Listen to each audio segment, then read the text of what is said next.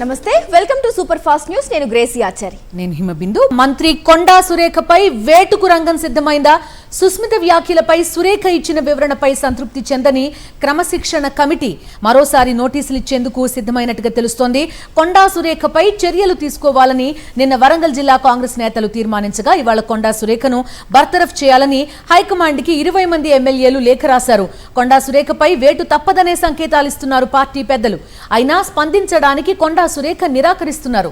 CM Hyderabad వచ్చాక కీలక నిర్ణయం తీసుకునే అవకాశం కనిపిస్తోంది. మంత్రి కొండా సురేఖ మీడియాతో చిట్ చాట్ చేశారు. త్వరలో అన్ని విషయాలపై మాట్లాడతానన్నారు. చెప్పాల్సిన విషయాలన్నీ నిన్ననే చెప్పేశానని తెలిపిన కొండా సురేఖ తాను చెప్పేదేం లేదని స్పష్టం చేశారు.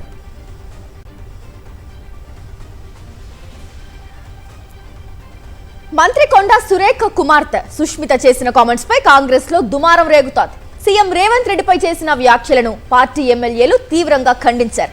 సీఎల్పీ వేదికగా దాదాపు 20 మంది ఎమ్మెల్సీలు సమావేశం నిర్వహించి పార్టీకి నష్టం కలిగించే విధంగా మాట్లాడే వారిపై చర్యలు తీసుకోవాలని హైకమాండ్ కు విజ్ఞప్తి చేశారు. సుష్మిత వ్యాఖ్యలతో సంబంధం లేదని మంత్రి కొండా సురేఖ చెప్పడం సరికాదన్నారు ఎమ్మెల్యే వేముల వీరేశం. మంత్రి కొండా సురేఖ మీడియాతో చిట్ చాట్ చేశారు. త్వరలో అన్ని విషయాలపై మాట్లాడతానన్నారు. చెప్పాల్సిన విషయాలన్నీ నిన్ననే చెప్పానని తెలిపిన కొండా సురేఖ ఇక తాను చెప్పేదేమీ లేదని స్పష్టం చేశారు. ఇప్పటికే సుష్మిత వ్యాఖ్యలు, కొండా సురేఖ వివరణపై కాంగ్రెస్ ఎమ్మెల్యేలు మండిపడుతున్నారు. రాష్ట్ర అధినేత సీఎం నిర్ణయాన్ని తప్పుపట్టడం అంటే ఈ నిర్ణయాన్ని తప్పుపడుతున్నటువంటి వ్యక్తులు, నిర్ణయాన్ని వ్యతిరేకిస్తున్నటువంటి వ్యక్తులు ఈ పార్టీలో ఉండే నైతిక అర్హత లేదనేటువంటి ఒక అభిప్రాయాన్ని కూడా మేము రావటం జరిగింది. అంటే చెట్టు కింద ఉండి చెట్టు కొమ్మనే నరుక్కునేటువంటి ఒక వైఖరి, దుర్మార్గమైనటువంటి వైఖరి, ఇది ప్రతిపక్షాలకు గొంతునిచ్చే వైఖరిగా మేము భావిస్తూ ఉన్నాం.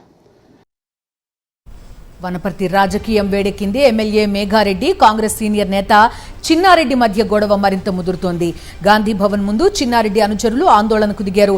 చిన్నారెడ్డికి వచ్చిన షోకాజ్ నోటీసులను విత్డ్రా చేసుకోవాలని నినాదాలు చేశారు. ఇటీవల వనపర్తి ఎమ్మెల్యే మేఘారెడ్డిపై తీవ్ర ఆరోపణలు చేశారు చిన్నారెడ్డి.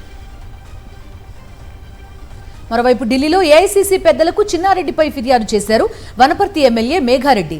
చిన్నారెడ్డిపై క్రమశిక్షణ చర్యలు తీసుకోవాలని ఖర్గేను కోరారు. చిన్నారెడ్డి వ్యవహార శైలిని ఖర్గేకు వివరించామన్నారు. డబ్బులు తీసుకుని బీఫామ్లు ఇచ్చారని అంటున్నారని, తల్లిలాంటి పార్టీపై ఆరోపణలు చేయడం మంచిది కాదన్నారు.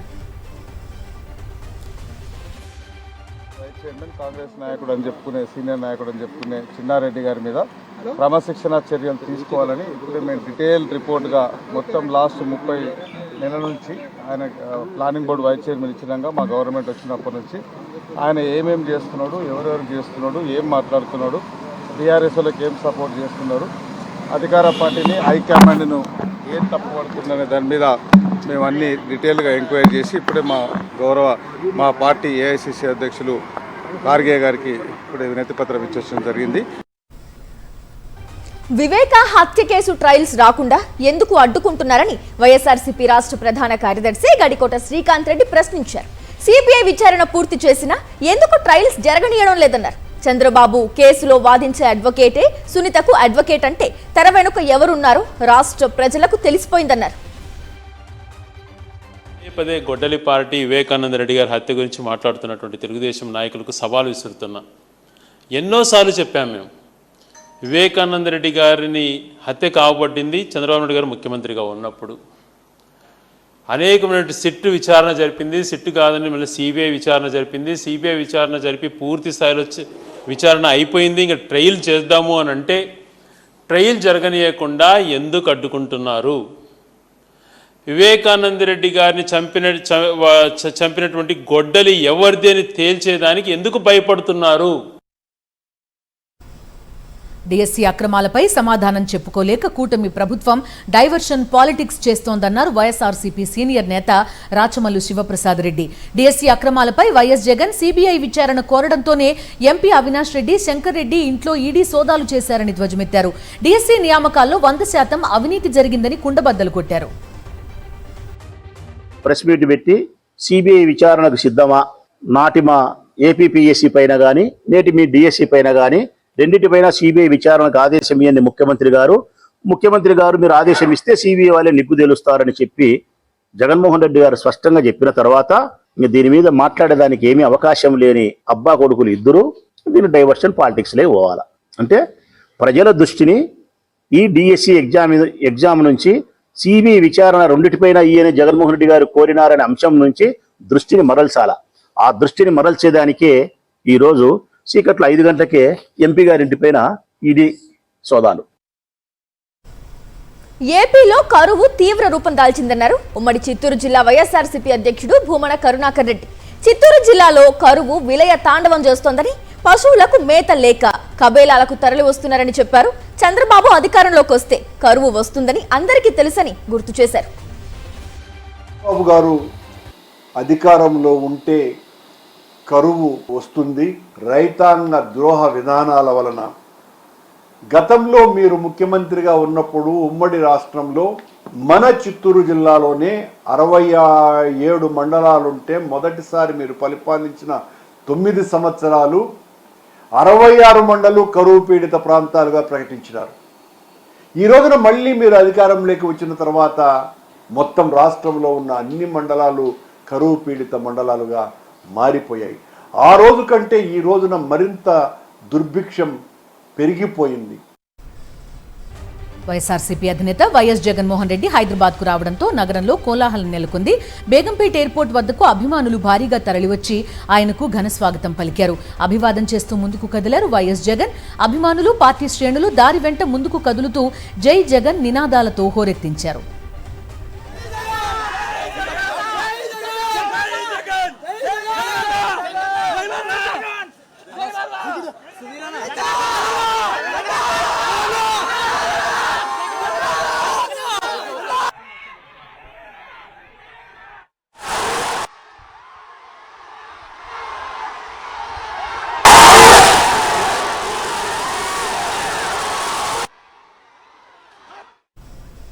సీనియర్ ఐపీఎస్ అధికారి పిఎస్ఆర్ కుమారుడి వివాహ వేడుకలో పాల్గొని నూతన వధూవరులను ఆశీర్వదించి శుభాకాంక్షలు తెలిపారు వైఎస్ జగన్మోహన్ రెడ్డి.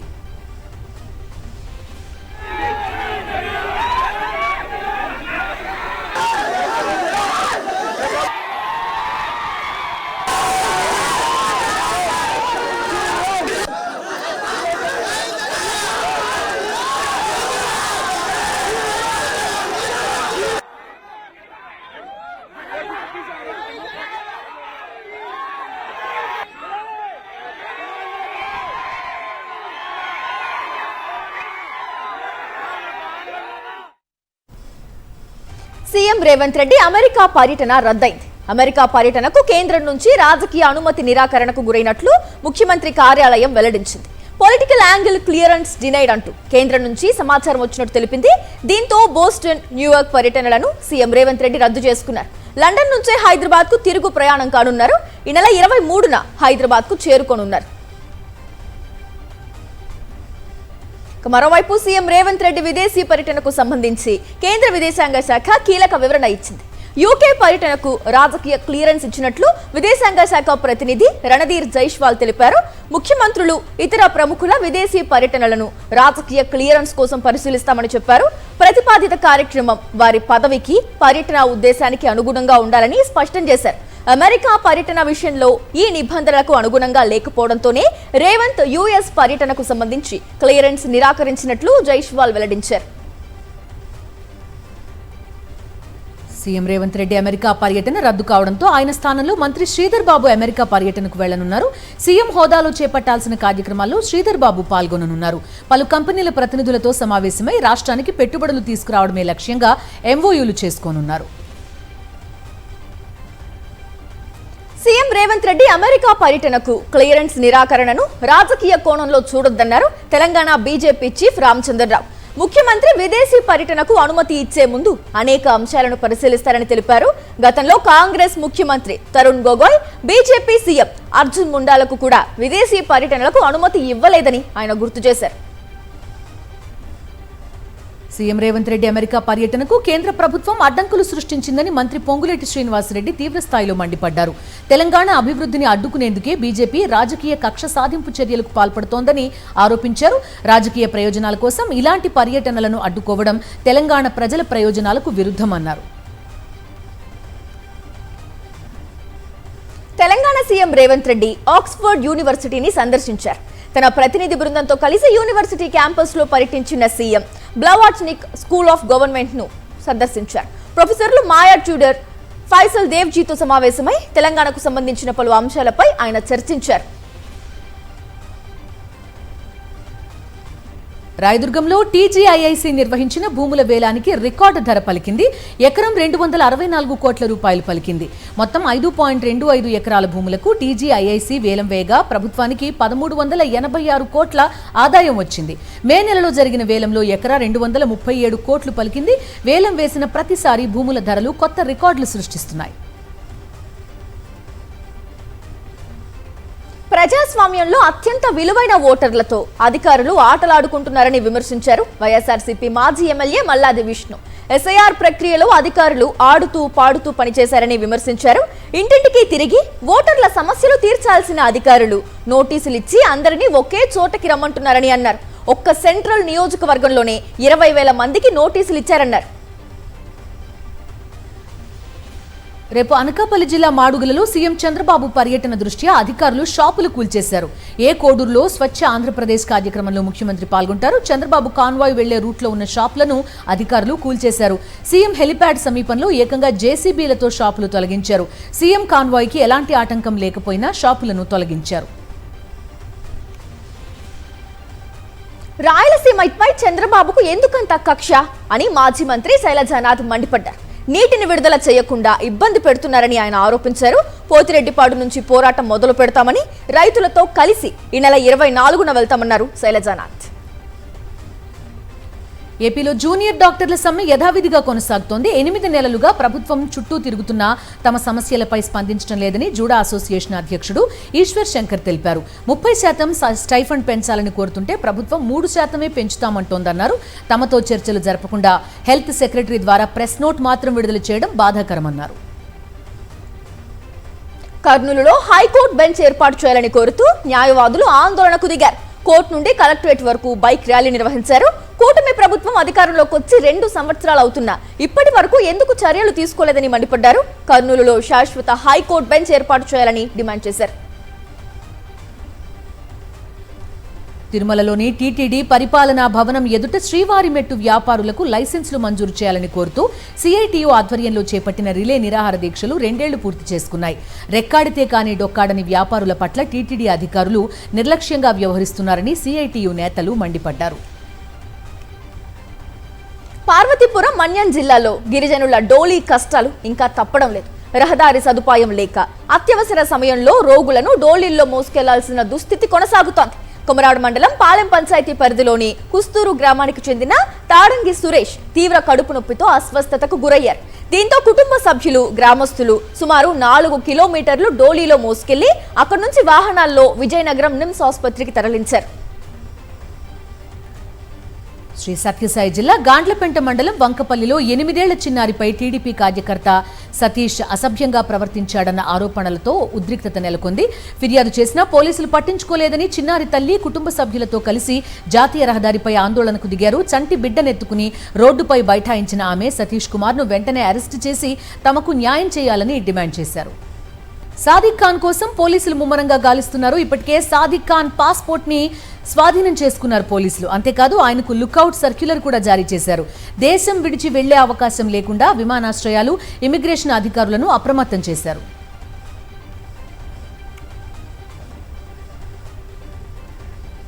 విశాఖలో నడి రోడ్డుపై యువకుల ఘర్షణ తీవ్ర కలకలం రేపింది. 2 వర్గాలకు చెందిన యువకులు రాళ్లు, కర్రలతో ఒకరిపై ఒకరు దాడి చేసుకోవడంతో 3కి గాయాలయ్యాయి. ఘటనపై సమాచారం అందుకున్న పోలీసులు 20 మందిని అదుపులోకి తీసుకున్నారు. 6 యువకులపై కేసు నమోదు చేసిన పిఎంపాలెం పోలీసులు ఘర్షణకు గల కారణాలపై దర్యాప్తు చేస్తున్నారు. హైదరాబాద్ మాసబ్ ట్యాంక్ లో అనుమానాస్పద స్థితిలో అపార్ట్మెంట్ 7వ అంతస్తు నుంచి పడి యువకుడు ఆదిల్ మృతి చెందాడు. డబీర్పుర చెంచల్గూడకు చెందిన ఆదిల్ బైక్ మరమ్మతుల విషయమై మాట్లాడేందుకు అపార్ట్మెంట్ కు వెళ్లాడు. అక్కడ స్నేహితులతో వాగ్వాదం జరిగిన కొద్దిసేపటికే 7వ అంతస్తు నుంచి కింద పడడంతో తీవ్రంగా గాయపడి ఆసుపత్రిలో చికిత్స పొందుతూ మృతి చెందాడు. అయితే స్నేహితులే ఆదిల్ ని హత్య చేసి కిందికి తోసేశారని కుటుంబ సభ్యులు ఆరోపిస్తూ పోలీస్ స్టేషన్ వద్ద ఆందోళనకు దిగారు. దీంతో 5గురిపై కేసు నమోదు చేసి సీసీ ఫుటేజ్ తో పాటు ఇతర ఆధారాలను పోలీసులు పరిశీలిస్తున్నారు. హైదరాబాద్ కూకట్పల్లిలో పల్నాడు జిల్లా చిలకలూరుపేటకు చెందిన సాఫ్ట్వేర్ ఉద్యోగిని అనుమానాస్పద స్థితిలో ప్రాణాలు కోల్పోయింది. 24 ఏళ్ల యామిని కేపీహెచ్బీ పరిధిలోని ఓ ప్రైవేట్ లేడీస్ హాస్టల్లో ఉంటోంది. తోటి స్నేహితురాళ్లు బయటకు వెళ్లి తిరిగి వచ్చేలోగా హాస్టల్ గదిలో యామిని విగత జీవిగా మారింది. కుమార్తె మృతితో తల్లిదండ్రులు కన్నీరు మున్నీరుగా విలపిస్తున్నారు. యామిని మృతికి దారితీసిన కారణాలపై పోలీసులు ఆరా తీస్తున్నారు. పార్టీ ముఖ్య నేతలతో సజ్జల రామకృష్ణారెడ్డి టెలికాన్ఫరెన్స్ నిర్వహించారు. నేతలకు ఎస్ఐఆర్ పై దిశానిర్దేశం చేశారు. రానున్న 4-5 రోజులు చాలా కీలకమని, ఓటర్ల జాబితా సవరణలపై అప్రమత్తంగా ఉండాలని సూచించారు. అర్హులైన ఓట్లు తొలగిపోకుండా చూసుకోవాలన్నారు సజ్జల. అభ్యంతరాలకు రసీదులు తీసుకుని భద్రపరచాలన్నారు. స్థానిక సంస్థల ఎన్నికలకు సిద్ధంగా ఉండాలని సూచించారు సజ్జల. దీనిపై ఈ నెల 25న వైఎస్ జగన్ దిశానిర్దేశం చేస్తారని తెలిపారు.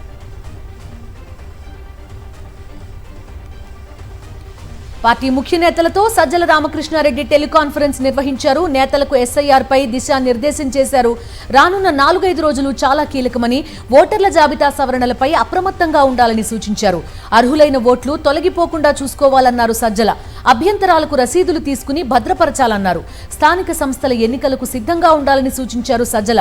దీనిపై ఈ నెల 25న వైఎస్ జగన్ దిశానిర్దేశం చేస్తారని తెలిపారు.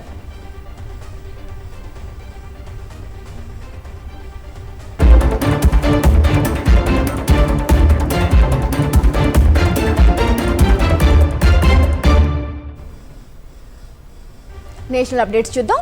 లోక్సభ ప్రతిపక్ష నేత Rahul Gandhi, Congress MP Priyanka Gandhi parliament street police station వద్ద ధర్నాను విరమించారు. జంతర్ మంతర్ వద్ద గత నెల జరిగిన విద్యార్థుల నిరసన సమయంలో లోచవ్ అనే విద్యార్థికి పెల్లెట్ గన్ల వల్ల గాయాలయ్యాయి. లోచవ్ ఇచ్చిన ఫిర్యాదుపై ఢిల్లీ పోలీసులు ఎఫ్ఐఆర్ నమోదు చేశారు. బిఎన్ఎస్ లోని సెక్షన్లు 118, 125 కింద ఎఫ్ఐఆర్ ఫైల్ చేశారు. అంతకంటే ముందు ఎఫ్ఐఆర్ నమోదు చేసేందుకు ఢిల్లీ పోలీసులు నిరాకరించారని లోచవ్ ఆరోపించడంతో రాహుల్ గాంధీ కొంతమంది కాంగ్రెస్ నేతలతో కలిసి ఆయనను పోలీస్ స్టేషన్ కు తీసుకెళ్లారు. ఫిర్యాదు నమోదు చేయాలని అధికారులను ఒత్తిడి చేశారు. అయితే వారు నిరాకరించడంతో పోలీస్ స్టేషన్ బయట బైఠాయించి నిరసన ప్రారంభించారు. కాంగ్రెస్ నేతలు ప్రియాంక గాంధీ వాద్రా, కుమారి సెల్జా, జైరాం రమేష్ రాహుల్ గాంధీతో కలిసి నిరసనలో పాల్గొన్నారు. చివరికి పోలీసులు దిగొచ్చి కేసు నమోదు చేయడంతో వారంతా అక్కడి నుంచి వెళ్లిపోయారు.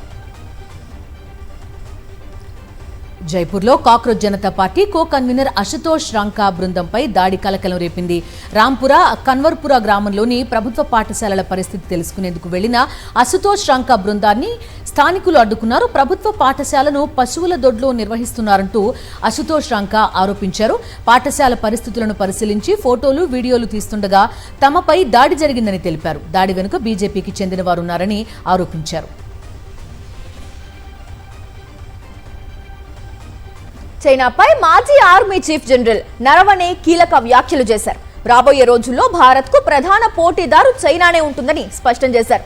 పాకిస్తాన్తో యుద్ధాలు చేసినప్పటికీ ఉగ్రవాదం కారణంగా ప్రస్తుతం పాకిస్తాన్పై దృష్టి ఉందని, దీర్ఘకాలంలో మాత్రం చైనాతోనే భారత్కు ప్రధాన పోటీ ఉంటుందని నరవణే తెలిపారు. చైనా శత్రువు కాదు, ప్రధాన పోటీదారు అంటూ నరవణే వ్యాఖ్యానించారు. ప్రపంచంలోని అతిపెద్ద చక్కెర వినియోగదారుడుగా, రెండో అతిపెద్ద ఉత్పత్తిదారుగా ఉన్న భారతదేశం ప్రస్తుతం తీవ్రమైన చక్కెర సంక్షోభం ఎదుర్కొంటోంది. రాబోయే పండుగల సీజన్లో దేశీయంగా కొరత ఏర్పడకుండా ధరను అదుపులో ఉంచేందుకు దాదాపు 10 లక్షల టన్నుల ముడి చక్కెరను సుంకాలు లేకుండా దిగుమతి చేసుకోవడానికి కేంద్ర ప్రభుత్వం సన్నాహాలు పూర్తి చేసింది. మరోవైపు దేశీయంగా చక్కెర ధరలు ఆల్ టైమ్ రికార్డు స్థాయికి చేరాయి. పలు నగరాల్లో ఎక్స్ మిల్ ధరలు క్వింటాకు 5,400 దాటగా చిల్లర మార్కెట్లో కిలో ధర 60 నుంచి 65కు పెరిగింది. యూజీసీ నెట్ ఆన్సర్ కీ పై అభ్యంతరాల కోసం నిర్ణయించిన ఫీపై విమర్శలు వెల్లువెత్తడంతో నేషనల్ టెస్టింగ్ ఏజెన్సీ వివరణ ఇచ్చింది. అభ్యంతరాలు సరైనవైతే ఫీజు రీఫండ్ చేస్తామని స్పష్టం చేసింది. అర్థం లేని అభ్యంతరాలు రాకుండా ఉండేందుకే ప్రతి ప్రశ్నకు 200 చొప్పున ఫీజును నిర్ణయించినట్లు వెల్లడించింది. అంతేగాని దీని నుండి లాభం పొందకూడదని స్పష్టం చేసింది national testing agency. Maharashtra Sambhajinagar జిల్లాలో విషాదం. ప్రమాదవశాత్తు కొండపై నుంచి పడి తండ్రి కొడుకులు ప్రాణాలు కోల్పోయారు. సూసైడ్ చేసుకునేందుకు ఓ యువకుడు కొండపైకి ఎక్కాడు. అతన్ని కాపాడేందుకు వెళ్లిన తండ్రి కూడా లోయలో పడి మృతి చెందాడు. భర్త కొడుకు మృతిని తట్టుకోలేక కొండపై నుంచి దూకి మహిళ కూడా ప్రాణాలు తీసుకోవడం తీవ్ర విషాదాన్ని మిగిల్చింది. భారత్ థాయిలాండ్ 15వ సంయుక్త సైనిక విన్యాసాలు కొనసాగుతున్నాయి. థాయిలాండ్లోని సూరత్ థాని ప్రావిన్స్ లో విభావడి రంగ్ సిట్ క్యాంప్ లో ఈ విన్యాసాలు జరుగుతున్నాయి. భారత సైన్యం రాయల్ థాయ్ ఆర్మీకి చెందిన 85 మంది సైనికులు ఇందులో పాల్గొంటున్నారు.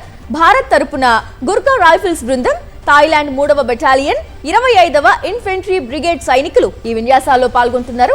పరస్పర సమన్వయం, కార్యాచరణ అనుభవాన్ని పెంపొందించుకోవడమే ఈ విన్యాసాల ప్రధాన లక్ష్యమని భారత ఆర్మీ తెలిపింది.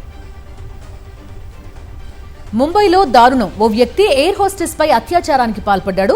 ముంబైలోని ఒక హౌసింగ్ సొసైటీలో ఓ వ్యక్తి ట్రాన్స్జెండర్ రూపంలో ప్రవేశించాడు. ఇంటికి చెడు దిష్టి ఉందని, దాన్ని పోగొట్టేందుకు పూజ చేయాలని అపార్ట్మెంట్లో నివాసం ఉంటున్న ఒక ఎయిర్ హోస్టెస్ ని నమ్మించాడు. ఫ్లాట్లోకి ప్రవేశించాక ఆమెపై అత్యాచారానికి పాల్పడ్డాడు. బాధితురాలి ఫిర్యాదుతో పోలీసులు అతనిపై కేసు నమోదు చేశారు.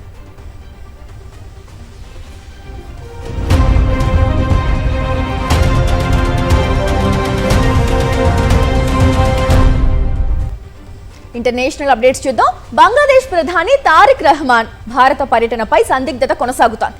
తారిక్ పర్యటనపై ఇంకా నిర్ణయం తీసుకోలేదని బంగ్లా ప్రధాని కార్యాలయం వెల్లడించింది. మాజీ ప్రధాని షేక్ హసీనాతో పాటు ఇతర నేరస్తులను అప్పగించే విషయంలో భారత స్పందన కోసం బంగ్లా ఎదురు చూస్తున్నట్టు తెలుస్తోంది. పాకిస్తాన్ మాజీ ప్రధాని ఇమ్రాన్ ఖాన్ అధిక రక్తపోటు, గుండె, కళ్లకు సంబంధించిన సమస్యలతో బాధపడుతున్నట్టు తెలుస్తోంది. ఈ క్రమంలో ఆయన్ను భారీ భద్రత నడుమ ఆసుపత్రికి తరలించారు. అడియాల జైలు నుంచి ఇస్లామాబాద్లోని షిఫా ఇంటర్నేషనల్ హాస్పిటల్కి తరలించారు. అక్కడ ఆయనకు వైద్య పరీక్షలు చేసి చికిత్స అందించారు. అనంతరం తిరిగి జైలుకు తీసుకెళ్లారు. అయితే ఆయన్ను ఆసుపత్రిలోని వైద్యుల సంరక్షణలోనే ఉంచేందుకు అనుమతి ఇవ్వాలని కుటుంబ సభ్యులు డిమాండ్ చేస్తున్నారు. ఉక్రెయిన్పై రష్యా మరోసారి భారీ దాడులతో విరుచుకుపడింది. రాజధాని కీవ్ ను లక్ష్యంగా చేసుకుని క్షిపణులు, డ్రోన్లతో తీవ్ర స్థాయిలో దాడులు చేసింది. ఈ దాడుల్లో కనీసం 16 మంది ప్రాణాలు కోల్పోగా 40 మందికి పైగా గాయపడినట్లు ఉక్రెయిన్ అధికారులు వెల్లడించారు. నివాస భవనాలతో పాటు పాఠశాల, చిన్నారుల ఆసుపత్రి సహా పలు ప్రాంతాలు దెబ్బతిన్నాయి.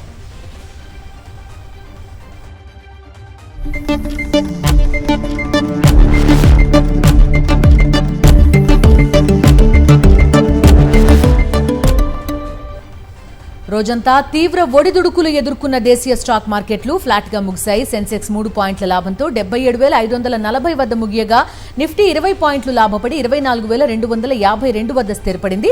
డాలర్తో రూపాయి మారకం విలువ 3 పైసలు తగ్గి 3 పైసలు పెరిగి 95.71 వద్ద ముగిసింది. లాస్ట్ ఇయర్ ఫుల్ జోష్లో రెచ్చిపోయిన గోల్డ్ ఈ ఏడాది ఫస్ట్ హాఫ్లో కాస్త కంట్రోల్ అయింది. ఇంకాస్త తగ్గుతుందేమో అనుకుంటే చిన్న బ్రేక్ ఇచ్చి మళ్లీ దూసుకెళ్తా అంటూ పరుగు మొదలుపెట్టింది. ప్రస్తుతం మన దగ్గర 24 క్యారెట్ల పసిడి 1,60,000 దాటిపోయింది. ఇది 2 లక్షలకు చేరుకోవడానికి ఎంతో దూరం లేదని ఎక్స్పర్ట్స్ చెప్తున్నారు. ఇవాళ 24 క్యారెట్ల 10 గ్రాముల బంగారం ధర 1,61,690గా ఉంది. 22 క్యారెట్ల 10 గ్రాముల బంగారం ధర 1,48,220గా ఉంది.